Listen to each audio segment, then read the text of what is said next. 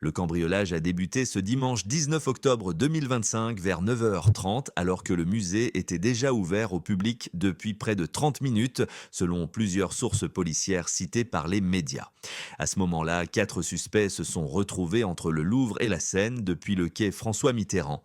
2 d'entre eux étaient à bord d'un camion monte-charge et les 2 autres sur des scooters puissants de type T-Max, tous équipés de gilets jaunes. 2 cambrioleurs se sont fait passer pour des ouvriers de chantier.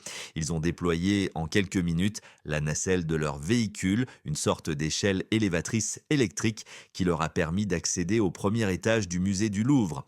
Ils ont alors brisé une fenêtre à l'aide d'une disqueuse, pénétrant à l'intérieur du musée et plus précisément dans la galerie d'Apollon qui abrite notamment les joyaux de la couronne de France.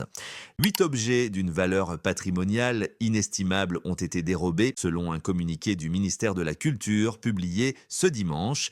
Parmi eux, le collier de la parure de saphir de la reine Marie-Amélie, composé de 8 saphirs et de 631 diamants, et le diadème de l'impératrice Eugénie, épouse de Napoléon III, orné de près de 2000 diamants. À noter qu'un 9e objet, la couronne de l'impératrice Eugénie, composée de milliers de diamants, a été retrouvé abîmé et abandonné lors de la fuite.